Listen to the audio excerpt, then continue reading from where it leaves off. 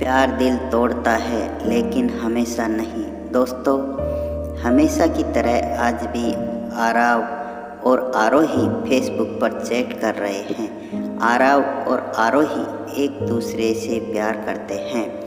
आज आरव आरोही से कुछ कहना चाहता है पर शायद कह नहीं पा रहा है।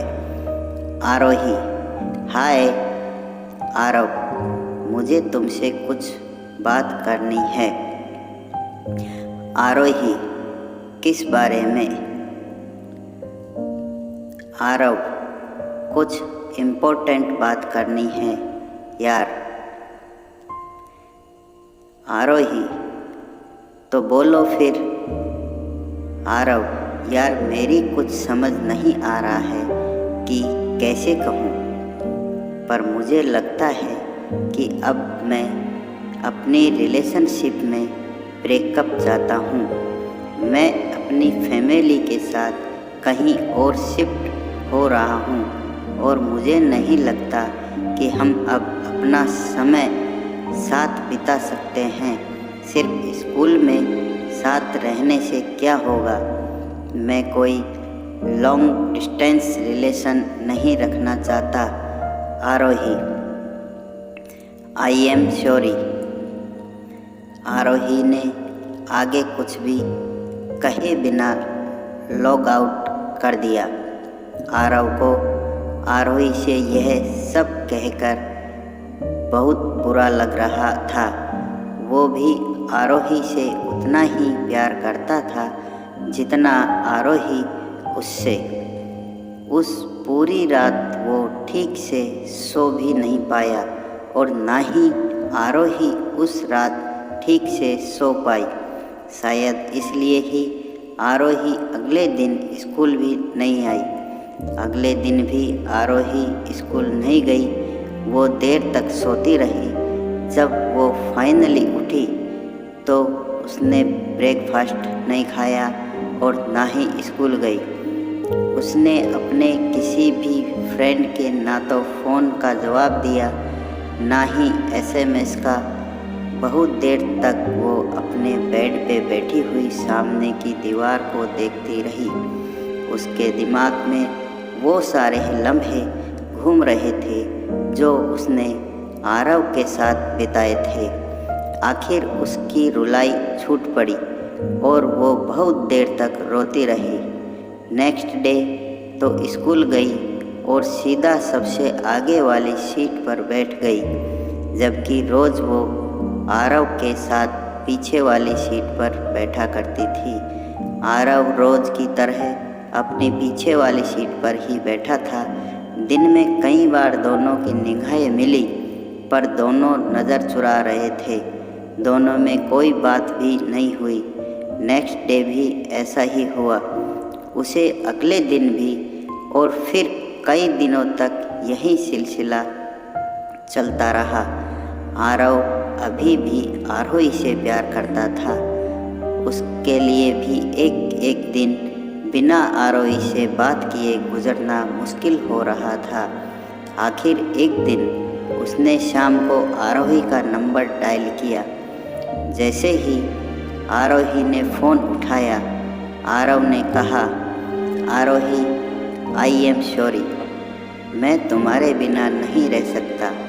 मैं अपने पेरेंट्स से कह के वापस तुम्हारे घर के पास कोई कमरा ले लूँगा या फिर हॉस्टल में रह लूँगा। I am sorry Aarohi, please मुझे माफ़ कर दो।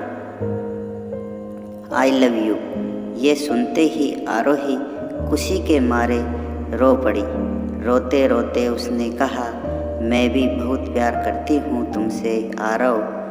I love you too and I can not live without you. बस उसके अगले ही दिन आरव ने अपने पेरेंट्स को कन्विंस कर लिया और अपना सामान लेकर हॉस्टल में रहने के लिए चल दिया। वो इतना खुश था कि जैसे आसमान पे उड़ रहा हो। आरोही से मिलने के ख्याल में उसकी कार की स्पीड बढ़ती जा रही थी। अचानक सामने से एक और कार आई और आरव ने जैसे ही कार को टर्न करना चाहा, स्पीड की वजह से कार आउट ऑफ कंट्रोल हो गई और 1 2 3 पलटियाँ खाकर सड़क से नीचे खाई में जा गिरी। आरव ने सोचा, बस I am going to die, और उसकी नज़र के सामने आरोही का चेहरा तैर गया। जब आरव की आँख खुली तो उसने देखा कि वो एक अस्पताल में है। आरोही उसके सिरहाने बैठी हुई थी।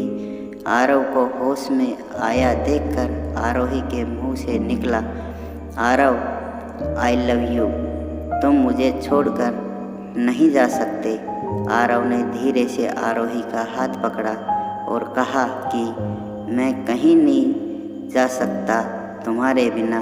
ये कहकर फिर वो बेहोश हो गया। लेकिन जो बात आरव को नहीं पता थी कि एक्सीडेंट में उसकी एक लेग डॉक्टर्स को काटनी पड़ी थी उसकी जान बचाने के लिए, क्योंकि उसमें इन्फेक्शन हो गया था। अगले दिन जब आरव की आँख खुली तो उसने कुछ देर तक आरोही से बात की। आरव आरोही से बात करके बहुत खुश था।